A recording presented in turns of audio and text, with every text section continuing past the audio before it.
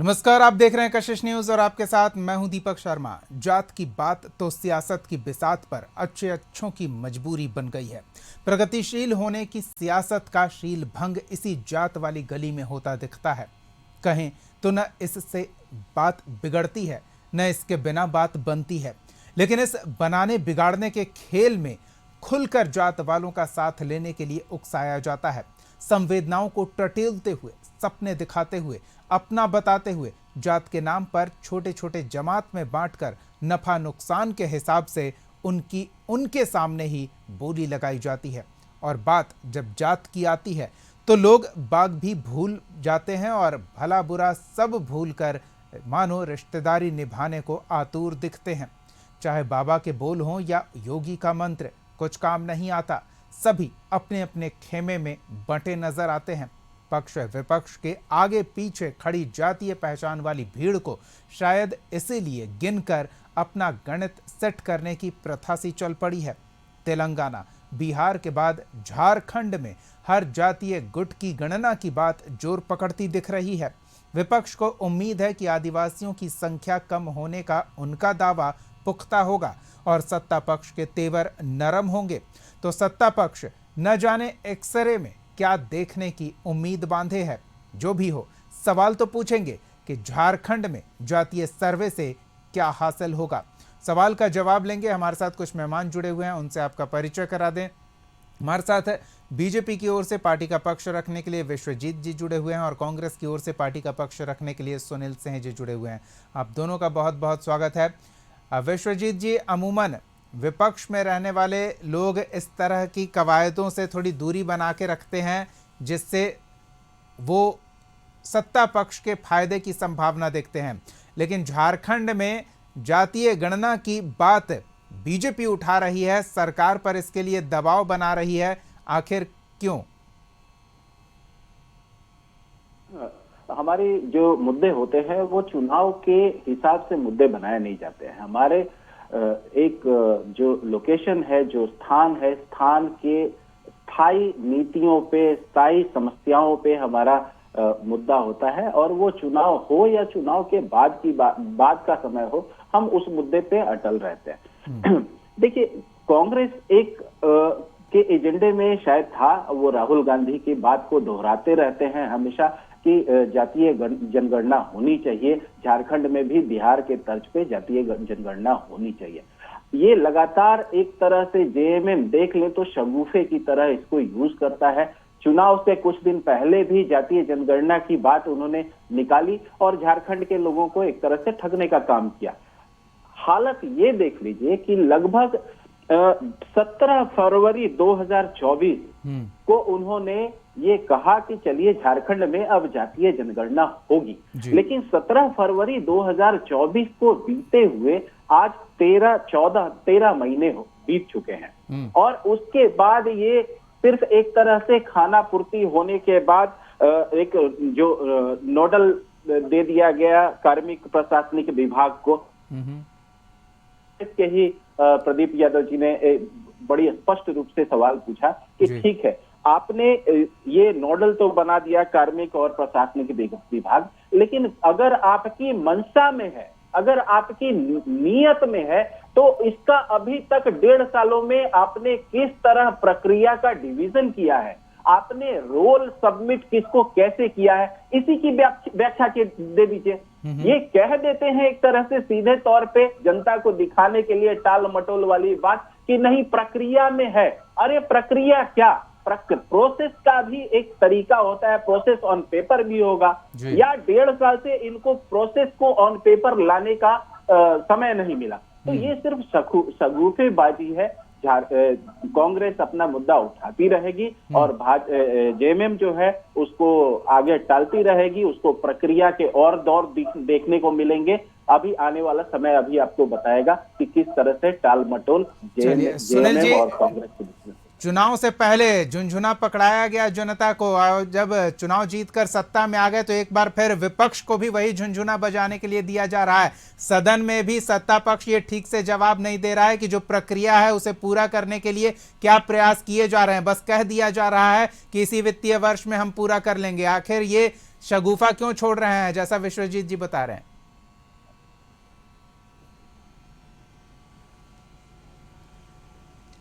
दीपक जी, जो शगुफा छोड़ता है, जो अपने आप को पता है कि देश के आपका नितिन गडकरी साहब, आपका गृह मंत्री महोदय अमित शाह जी ने सार्वजनिक मंच से कहा कि हमने चुनाव जीतने के लिए वादा करते हैं और जुमलाबाजी हम करते हैं, और चुनाव जीतने के लिए जुमलाबाजी कहते हैं। तो इनसे हम लोग इसी तरह की बात करते हैं। हम कांग्रेस पार्टी या इंडिया गठबंधन जो भी वादा करती है, वादा को पूरा करने की काम करती है। जातीय जनगणना का बात तो आदरणीय राहुल गांधी जी ने बड़ा स्पष्ट कहा था कि जिसकी जितनी भागीदारी उसकी उतनी हिस्सेदारी की बात कहकर जब बिहार में जनगणना कराया गया था, जातीय जनगणना, और झारखंड में भी आज मुख्यमंत्री जी ने जनगणना कराने का आदेश दिया है कि जातीय जनगणना इस राज्य में भी कराया जाएगा। तो आपको मैं स्पष्ट बता दूं कि इंडिया गठबंधन और कांग्रेस पार्टी जो भी कहती है उसको पटल पर करने का काम करती है, काम करके दिखलाने का काम करती है। भारतीय जनता पार्टी जैसा आप देखिए, इनके द्वारा इस राज्य में आप देखेंगे 14 वर्षों की सरकार झारखंड में रही है, 25 वर्षों में 14 वर्ष भारतीय जनता पार्टी की, और एक बार 2014 से 19 तक डबल इंजन की सरकार रही है। इस राज्य में भारतीय जनता पार्टी के प्रतिनिधि जो आपके चैनल में बैठे उनसे पूछिए कि भारतीय जनता पार्टी 14 वर्षों में इस राज्य में कितने उद्योग लगाएं। भारतीय जनता पार्टी महिला सशक्तिकरण की बात करती है, रांची में कितने महिला महाविद्यालय, महिला विश्वविद्यालय झारखंड में खोलने का काम जी, हम उस रास्ते किसी और दिन चल लेंगे ना। हम हर दिन अलग अलग मुद्दों पर बातचीत कर ही रहे हैं, चर्चा कर ही रहे हैं, सवाल पूछ ही रहे हैं। उन मुद्दों पर आगे फिर सवाल पूछ लेंगे, लेकिन हम ये समझना चाह रहे हैं ना कि ये विलंब क्यों हो रहा है। जैसा विपक्ष आरोप लगा रही है कि क्या वाकई में जो ये आरोप लगा रहे हैं कि आदिवासियों की संख्या घटती जा रही है, सरकार ध्यान नहीं दे रही है, बांग्लादेशी घुसपैठ का मुद्दा सरकार ध्यान नहीं दे रही है, क्या उनके खुलासे का डर है जो इसको डिले किया जा रहा है?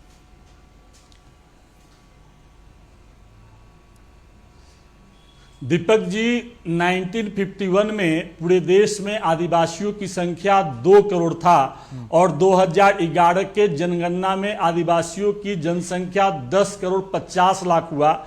2011 आपका झारखंड में आदिवासियों की जनसंख्या जो था वो 70 लाख था। 2011 की जनगणना में यह 85 लाख हुआ। जनगणना में आपका 16.75% झारखंड में उनका ग्रोथ है, और 11 से आज 25 से 13 वर्षों में जनगणना नहीं हुआ है। इसीलिए घबराने की बात नहीं है, आदिवासी की संख्या बढ़ी है, बढ़ेगा। और आपको बिल्कुल स्पष्ट कर दें, आपको बता दें कि भारतीय जनता पार्टी आदिवासी की जितना भी गीत गाएंगे, झारखंड की आदिवासियों ने, दीपक जी और यहाँ के मतदाताओं ने नकार दिया।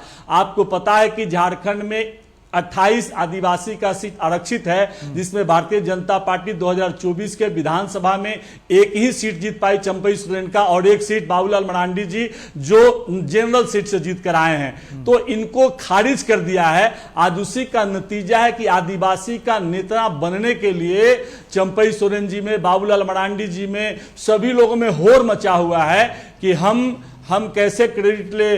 प्रधानमंत्री नरेंद्र मोदी जी के समक्ष में, अमित शाह जी के समक्ष में होड़ मचा हुआ है। आप देखिए कि चंपई सोरेन जी कल संथाल परगना में उलगुलान का शुरुआत कर, उलगुलान का कोई जरूरत ही नहीं है, आपको नकार दिया। चंपई दा, आपके पुत्र को यहाँ के आदिवासियों ने हराने का काम किया है। तो आप चंपई दा जिस भारतीय जनता पार्टी के नाव पर चढ़े थे कि हम नदी को पार कर जाएंगे, संजोग ऐसा कि नदी को पार नहीं कर पाए, और अब प्रयास कर रहे हैं फंस गए कि हैं हम पार नदी होने को के पार लिए किसी अलग-अलग दूसरे दल के नाव से करें, लेकिन वह जी तो दिलचस्प जी, हम सुनील जी आपके पास फिर आएंगे, और जो नाव का खेनवार है, हम आएंगे आपके पास फिर से। आपकी बात समझ गए हैं। अब जो 2 आरोप बीजेपी की ओर से लगा रहे थे, उन दोनों आरोपों की काट भी बीजेपी के ही पास है। अगर सरकार आदिवासियों की संख्या में कमी के लिए जिम्मेदार है तो वो भी जवाब बीजेपी के पास है। केंद्र में सरकार है और जनगणना डिले चल रही है, तो वो एक तरीका है गिनती करके। और अगर झारखंड में मांग कर रहे हैं तो केंद्र सरकार को ही क्यों न ये सुझाव दे देते हैं बीजेपी की झारखंड इकाई के नेता कि आप जातीय गणना ही करवा लें जनगणना के साथ साथ, ताकि कहीं कोई समस्या है तो वो सबके सामने आ जाए और फिर वो रिपोर्ट झारखंड सरकार के टेबल पर आप ला के रख दें कि देखिए आप यहाँ फेल हो जा रहे हैं। विश्वजीत जी, उपाय आपके पास है और उपाय आप मौजूदा झारखंड में सत्ता पक्ष के पास क्यों तलाश रहे हैं?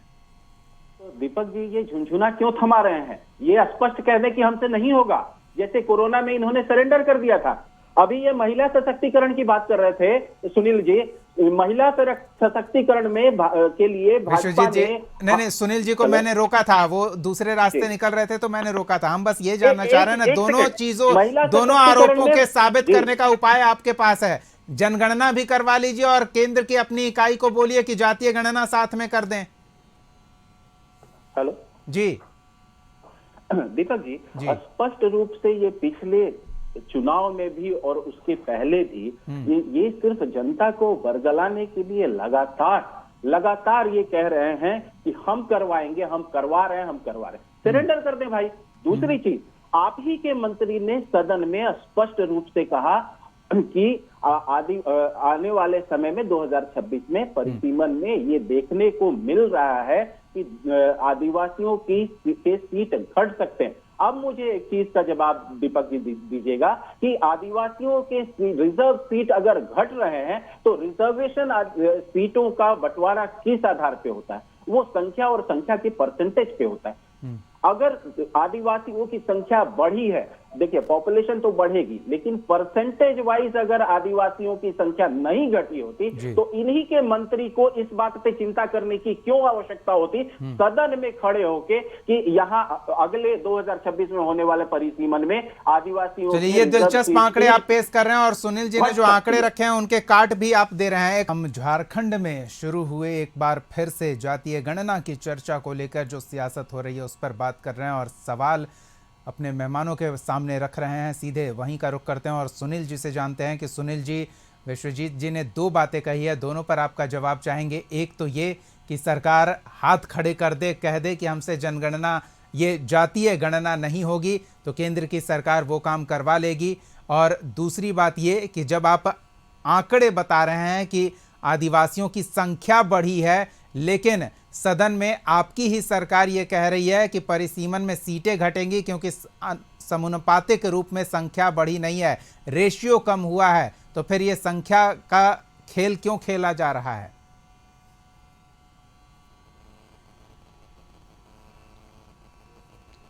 लोकतांत्रिक व्यवस्था में आपका राज्य सरकार या भारत सरकार दोनों एक दूसरे का पूरक है, इसलिए सरकार की हर अपनी जिम्मेवारी होती है।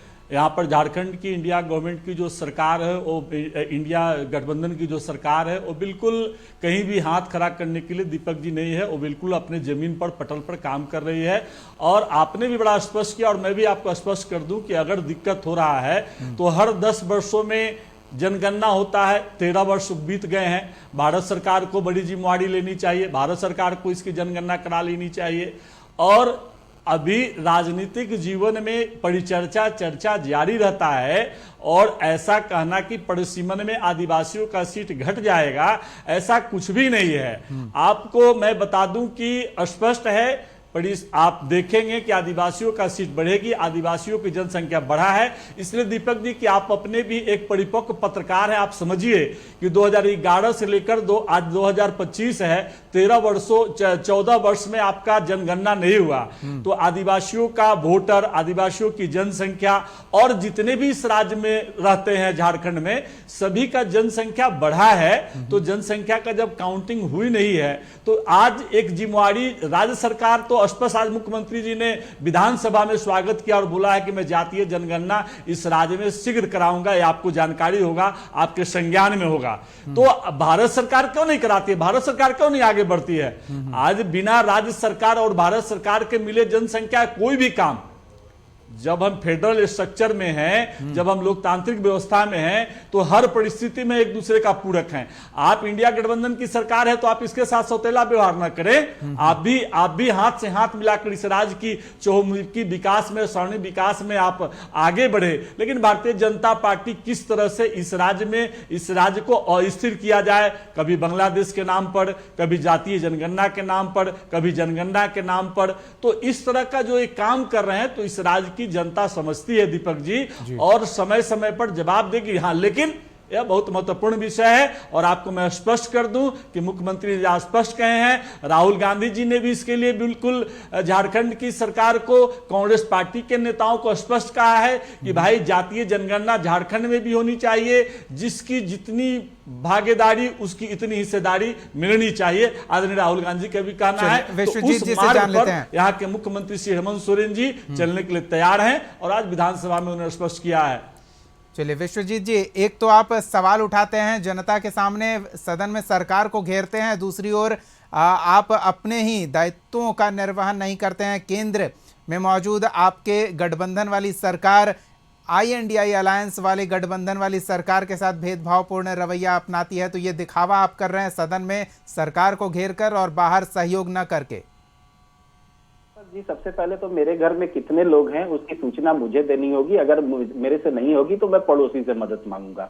दूसरी बात, किस तरह से इस चैनल पे बरगलाने की कोशिश की जा रही है जनता को, मैं उसका ताजा उदाहरण देता हूं। अभी हमारे मित्र ने कहा, बड़े भाई हैं, उन्होंने कहा कि इस तरह की कोई बात नहीं हुई है, जबकि आपके पास रिकॉर्ड्स है। इनके मंत्री ने स्पष्ट रूप से कहा है, इनके मंत्री का रिकॉर्ड वो कह रहे हैं कि चर्चा में लोग बोलते हैं, चर्चा में संभावना व्यक्त की जाती है। सदन पे कैसे बोल सकते हैं? देखिए, चर्चा में उन्होंने सिर्फ बोला नहीं है, उन्होंने, मंत्री महोदय ने भाजपा से समर्थन मांगा है कि सीटें न घटे, इसके लिए हमें आपका भी सहयोग चाहिए। और भाजपा के अध्यक्ष, नेता प्रतिपक्ष माननीय बाबूलाल मरांडी जी ने तुरंत, बिना विलंब किए तुरंत कहा कि हम सरकार के साथ में हैं और अगर आदिवासियों की सीटें घटेंगी तो हम उसका, आप जो भी कर सकते हैं हम समर्थन करते हैं, आप जो भी पॉलिसी अपनाएं।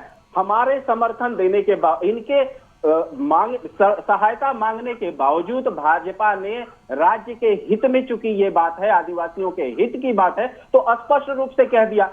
आज सोचिए, 3 महीने हुए आदिवासियों के, ये कितने हितैषी हैं, 3 महीने हुए इस सरकार को, आदिवासियों ने इन पे इतना बड़ा विश्वास किया, इनको इतना बड़ा मैंडेट दिया, और आज के समय में देख लीजिए कि रोड पे 5 सरना समितियां हैं और 5 सरना समितियां में 4 सरना समिति जो है वो रोड पे, महिलाएं, बच्चे, सारे आदिवासी समाज के लोग रोड पे हैं। क्या कारण हो गया? उनको, वो सारे आदिवासी समाज के लोग आज खुद को ठगा हुआ महसूस कर पा रहे हैं।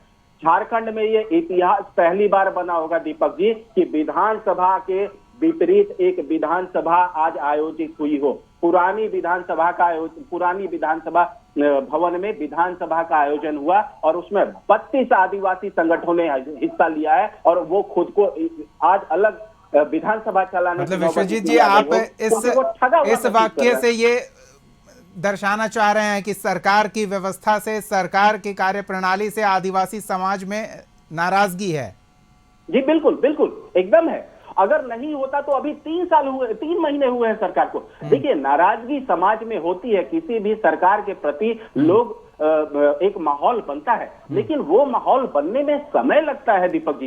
अभी 3 महीने पहले जनता ने, झारखंड की जनता ने आपको इतना बड़ा मैंडेट दिया। 3 दिन पहले मुख्यमंत्री ने ये कहा है, आप 3 महीने पहले की बात बता रहे हैं, माहौल बनने में समय लगता है वो भी कह रहे हैं, लेकिन 3 दिन पहले हेमंत सोरेन ने कहा है, यहां तक कि बाहर मीडिया से बात करते हुए कहा है और विधानसभा के अंदर भी कहा है कि उनके संज्ञान में ये मामला आया है, वो देख रहे हैं कि क्या किया जाना चाहिए और किसी भी तरह से आदिवासियों के त्योहारों में, उनके पूजा स्थलों में किसी भी तरह का अतिक्रमण, हस्तक्षेप नहीं होने दिया जाएगा, ये उन्होंने आश्वस्त कराया। तो इस पर भरोसा नहीं है क्या?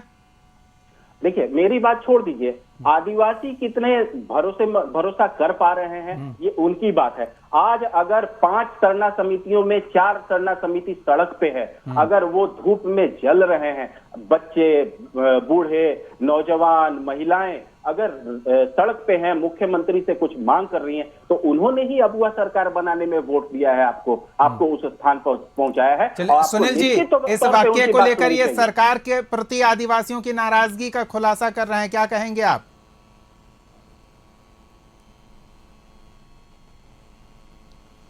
देखिए, बहुत स्पष्ट है। आपको दीपक जी बता दूं कि रैंप जो है उसका 95% आपका निर्माण हो चुका है जी। तो उस निर्माण जब हो चुका है 95%, उसके बाद 1 महीना से मामला गर्म हुआ है। जब भारतीय जनता पार्टी झारखंड में और सदन में मुद्दा विहीन हो गई, तो इनका टारगेट है कि इस सरकार को कैसे अस्थिर किया जाए। तो इनके साजिश के तहत सीधे साधे आदिवासी भाई बंधुओं को उकसा कर, देखिए कितना पूरा डिटेल्स बता दिए, 5 केंद्रीय सरना समिति, 30 फलाना बता दिए, सुनील जी, उतनी जानकारी हमारे पास भी है। वो डिटेल लेने के लिए विश्वजीत जी की जानकारी की जरूरत नहीं है। वो सड़क पर बैठे हुए बैनर पोस्टर के साथ बैठे हुए, कोई भी उधर से गुजरता हुआ व्यक्ति जो झारखंड को जानता है थोड़ा बहुत भी, वो जान जाएगा कि कितने लोग हैं कितने लोग नहीं हैं। तो वो बात नहीं है, काम पूरा हो रहा है, वो तकनीकी मामला है, वो भी हम समझ रहे हैं। ये बस ये कह रहे हैं कि आदिवासियों की नाराजगी दूर करने को लेकर सरकार तत्पर नहीं दिख रही है, वो गंभीरता नहीं दिखा रही है सरकार, ये कह रहे हैं।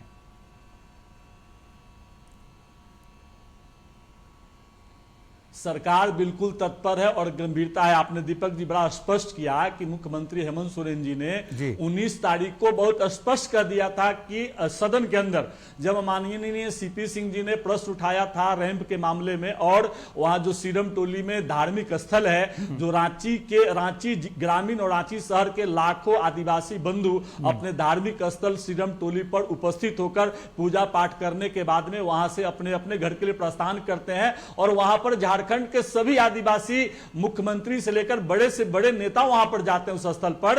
तो मुख्यमंत्री ने बड़ा स्पष्ट किया है कि किसी भी तरह का वहां पर हस्तक्षेप बर्दाश्त नहीं किया जाएगा, और आदिवासी, चलिए ये तो तब नाराजगी दिख रही है ना, ये नाराजगी तब दिख रही है जब एक सरना स्थल की बात है, और सरना स्थल पर आवागमन का जो साधन है वो सुलभ नहीं रह जाएगा, इसको लेकर इतनी नाराजगी है। लेकिन जिस राज्य का गठन ही अबुआ राज्य के नाम से हुआ था, आदिवासियों के नाम से हुआ था, अगर वहां आदिवासियों की संख्या हो, सदन में उनके प्रतिनिधित्व का मामला हो, या फिर उनके सामूहिकता का मामला हो, अगर उस पर सवाल उठेगा तो फिर सरकार की नींव हिलने की संभावना बढ़ जाएगी। और सरकार इसको लेकर अगर सचेत है, जैसा सुनील जी कह रहे हैं कि आदिवासियों की नाराजगी जल्द दूर की जाएगी, तो उनके प्रतिनिधित्व को लेकर, उनकी संख्या को लेकर और उनके सामाजिक सांस्कृतिक पहचान को अक्षुण्ण रखने को लेकर सरकार क्या कर रही है, ये सबके सामने होगा। और आदिवासी अगर नाराज दिखें तो वो भी सबके सामने होगा। देखना दिलचस्प है कि क्या गणना से ये स्पष्ट हो पाएगा, जिसको लेकर बीजेपी सरकार पर आरोप लगा रही है और सरकार आश्वस्त करा रही है कि इसी साल करवा लिया जाएगा। नजर हमारी भी बनी रहेगी, समाज टकटकी लगाए सरकार की ओर देख रहा है, तो समाज की आशा से हम सरकार को भी रूबरू कराते रहेंगे। फिलहाल समय की बाध्यता है। बहुत बहुत धन्यवाद विश्वजीत जी और सुनील सिंह जी अपना समय देने के लिए, इस चर्चा में शामिल होने के लिए।